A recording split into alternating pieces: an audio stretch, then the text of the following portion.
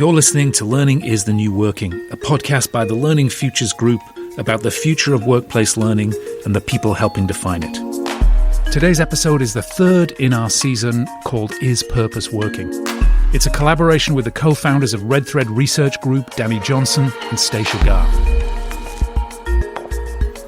We're very grateful for the team at NovoEd for their sponsorship of this season.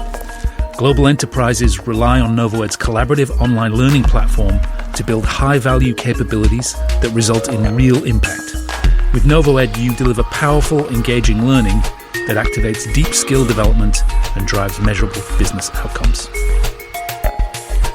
NovoEd will host a live webinar later in the season where Danny, Stacia and I will reflect on what we've learned, the implications for you as learning and talent teams, and take your questions and comments live.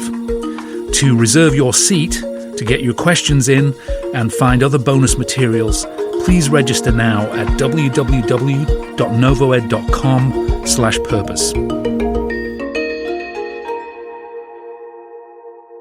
The world of Wall Street and the financial services sector is perhaps not the most obvious place to go looking for the impact of being a purpose-driven organization on people and people development practices. But that's precisely where we're going today, and it's going to be a really interesting conversation with our guest, Dr. Rachel Fichter, who is the Chief Talent Officer at S&P Global. S&P Global is the world's leading provider of credit rating, market intelligence, and investment tools. And Rachel has over 20 years' experience in the financial services sector, helping build the capabilities necessary for success in a digital era. Her expertise includes talent management, leadership development, executive coaching, organizational development, culture, and learning. She's held leadership positions at S&P, JP Morgan Chase, and at Credit Suisse. And in her current role as head of talent, she's responsible for the discovery and development of leadership talent and for manager learning and growth. She's an incredibly accomplished person with degrees from New England Conservatory, Yale University, Case Western Reserve University, and an MBA from the Fuqua Business School. She's also a Doctor of Education from Columbia University's Teachers College, and she's an adjunct assistant professor at Columbia University. If this weren't enough, she's also performed throughout the world as a professional cellist, and if you want to know how her musical training applies to her current work, you should stick around for the end of this conversation where she shares how hearing the cadence of professional development programs is a critical part of her design process. You can also hear towards the end of this episode Danny, Stacia, and I debriefing this amazing conversation with Dr. Rachel Fichter. Hi, I'm Rachel Fichter, and I am the Global Head of Talent and Leadership at S&P Global, and today's date is October 12th, 2020. Rachel, welcome to Learning is the New Working and the series that we're doing with Red Thread on the topic of purpose. So if you're ready to go, we'll dive in. I am ready to go and happy to be here. Great. So we always ask people where they live and where they work and why. Well, right now I'm actually in Cologne, Germany, but I'm normally based in New York City. And of course, there is nothing normal about life at the moment. And since I can do my job from anywhere, for personal reasons, I'm currently spending a few months here in Europe with my husband, who's working. How would you describe the kind of work that you do at S&P Global? Yeah, sure. So my title is Global Head of Talent and Leadership. And I would start by saying it's interesting because I was recently speaking with my Chief People Officer, who told me that the word talent is so outdated and I should come up with a new title. So I am open to ideas. What do you think, Danny? We're hearing a little bit about that too, a little bit of backlash against the word talent because it dehumanizes folks. I hear a lot about people trying to get away from human resources as a phrase, but I haven't heard any backlash against the word talent. Yeah, and I think it not only does it maybe dehumanize, but I think in the past it referred to a select group of people. And as I see the talent role evolving, ultimately talent is around our people.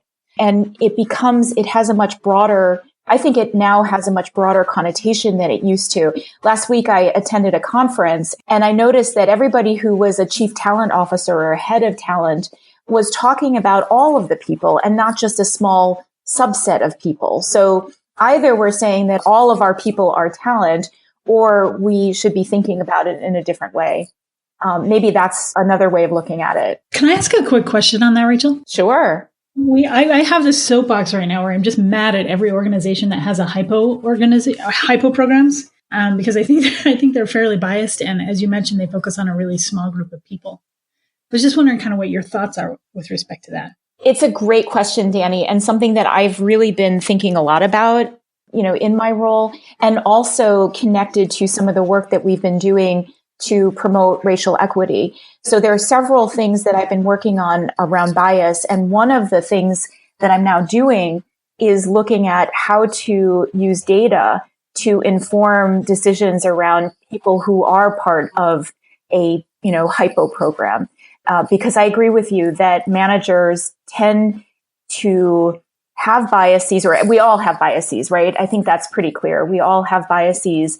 And if we're just looking to our managers and maybe to the people function to give us the names of people, we are going to miss out on others who might have lots of potential. And so one of the things that I've been doing is really looking at data and how do we leverage data to help us find people in the organization who might be missed because of those biases. I see. I get it. So the word talent has some echoes of sort of an elite, this notion that there are some people who are talented. Rachel, can you tell us a bit about S&P Global for people who are not familiar with your organization? What's the business model and what service does it provide? S&P Global is a global financial data and analytics company. Basically, we turn data into insights for people to make investment decisions. So we analyze data from millions of different sources to deliver actionable insights that help investors and a range of different people involved in the financial markets to grow their own revenues, to manage risk, and make any range of business decisions. So can you tell us a little bit about the organization population, the major job roles, and sort of some of the demographic trends you're seeing? So we have about 22,000 people around the globe. We are a very global organization. About half of our people are in Asia, in particular in India and Pakistan. And in addition to kind of all of the typical functional roles that you would find in any organization, finance, risk, et cetera, we have domain specialists, are ratings analysts, people who do research, people who do editorial work. We have roles that we call content roles and data roles. So I remember being surprised when I first started that we have employees who are members of the same union as journalists are. And that's because we do a lot of publishing. And of course, I should also add that it won't come as a surprise that technology is really important to our business. We are increasingly a technology-driven business. We have a small army of amazing data scientists. We have software developers, cloud engineers, UX designers, InfoSec, and our technology function operates solely in Agile, as well as other functions, actually, such as mine, the people function. We also are operating in Agile as well. I'd love to understand what Agile looks like for the people organization. We created a people agility function about a year and a half ago. And so we took all of these people who had traditionally been aligned to different functions. So like within the talent function, I have one direct report, but that's really a legacy thing. Generally speaking, I get everything done through these project teams that come together from this group of people in the people agility function now, and then work together with that team using agile methodology, agile practices, rituals, to lead those projects.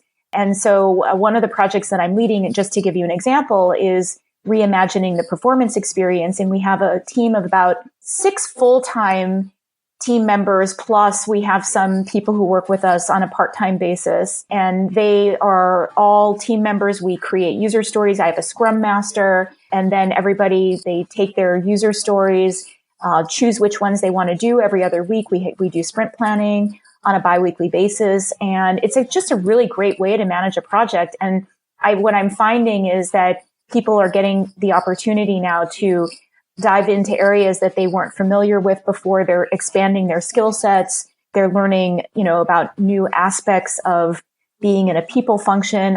For example, I have one person who's on the comp team, and he's been doing quite a bit of work in the performance space, partly because he has the comp expertise, but also he's been doing many other parts of the performance, thinking about the new performance experience. And I think everybody's having an opportunity to learn new skills and become broader in what they're able to do as a result of that. So several of us in these types of project-oriented roles like the one I'm in, where, whether it's a talent program that I'm running or, manager development or performance project, all of these are run using people who come together specifically for the purpose of executing these projects. I love this idea.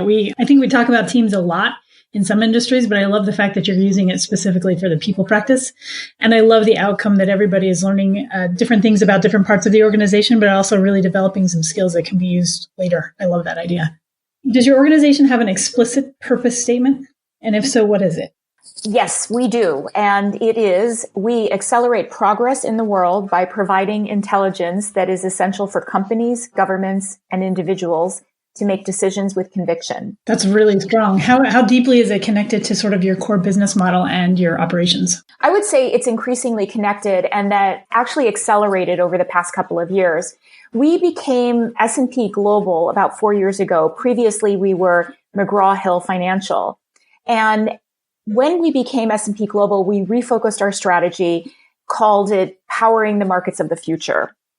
And since then, we've been consistently looking to define what we do in terms of accelerating progress.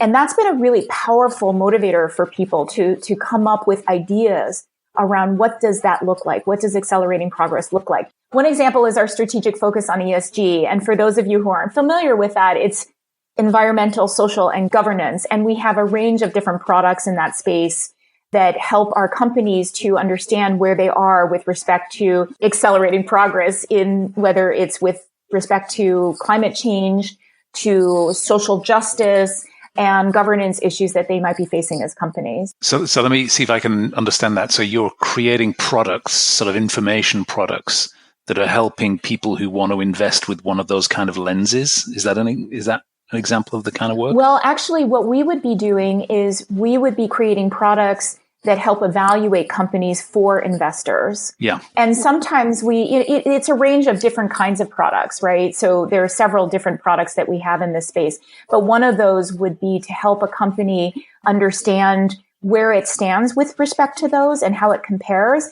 And we also factor that into when, for example, if we're, evaluating a company as well. So I think one thing is this sense of purpose that you have as an organization has resulted in new products and new go-to-markets? That's a really interesting question. I'm not sure if it's the chicken or the egg here, but I would say that I guess this goes to this question of if a purpose is an articulation of the reason for existence, then I would say that we ended up articulating something that we were already living.